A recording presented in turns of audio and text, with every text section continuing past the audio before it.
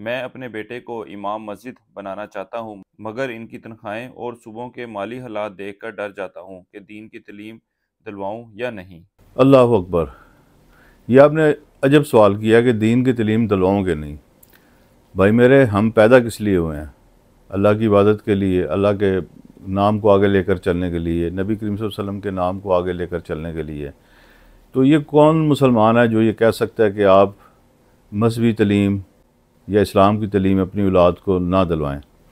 यहाँ पे मेरा जो एक पॉइंट है वो ये है कि मजहबी तालीम दिलाने का मकसद ये नहीं है कि आप ज़राए रोज़गार से फ़ायदा ना उठाएं। दीगर ज़राए रोज़गार मुराद है मेरी। आप दुकानदारी करें, आप टीचिंग करें, आप बिज़नेस करें, आप कोई भी काम करें। दीन का इल्म हासिल करना ये तो एक नेमत है जो हर एक को नसीब नहीं होती। ये नेमत आपने हासिल कर ली, अब ज़रूरी नहीं है कि आप उसके बाद अपने बेटे को अज़ान के लिए मुकर्रर कर दें, मौज़न लगाएं। मौज़न होना कोई बुरी बात नहीं है, वो रोज़गार कमाए, दुकानदारी करे, बिज़नेस करे, नौकरी करे, अच्छी कोई और अच्छा प्रोफेशन इख्तियार करे अल्लाह ताला के रिज़्क़ को हासिल करने के लिए। उसके साथ वो मस्जिद में अज़ान दे, इमामत करे, तरावियाँ पढ़ाए, जो मर्ज़ी करे। इस तरह से वो जो भी इस्लाम की दीन की खिदमत कर रहा है उसका फ़ायदा उसको इस दुनिया में भी होगा, आखिरत में भी होगा। सो अल-मुख्तसर उसे दीन की तालीम दिलाएँ, लेकिन उसके रोज़गार के दीगर ज़राए जो हैं उनको बंद मत करें। इसका मतलब ये नहीं है कि अब उसके बाद वो कोई और काम कर नहीं सकता। हमारे मुआशरे में जो उलमा इकराम की इज़्ज़त नहीं रही या इज़्ज़त के ऊपर हरफ आया, उसकी वजह यही है कि वो मस्जिद कमेटियों के उन मेंबरान के और उस सदर के मोहताज होते हैं जिनके अपने ज़राए आमदन का पता नहीं होता कि वो हलाल के हैं या हराम के हैं।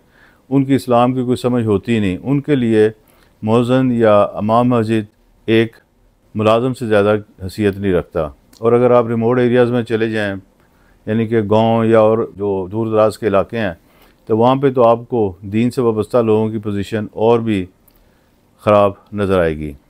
उसकी वजह बुनियादी तौर पर यह है कि अल्लाह ताला की नेमतें, अल्लाह ताला के दिए हुए मामलात से फ़ायदा नहीं उठाया जाता। सो अपनी औलाद को दीन की तालीम भी दिलवाएँ, दुनिया की तालीम भी दिलवाएँ। दीन और दुनिया कोई अलग अलग चीज़ें नहीं हैं, ये सब अल्लाह ताला की नेमतें हैं, इनसे फ़ायदा उठाना चाहिए।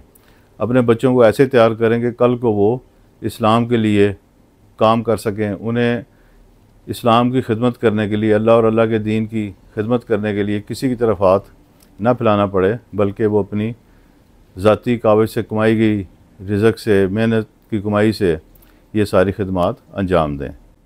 उम्मीद है आपको अपने सवाल का जवाब मिल गया होगा और आप बच्चे को दीनी और दुनियावी दोनों तालीम में दिलाएंगे और उसे किसी रोज़गार की तरफ भी लेके जाएंगे।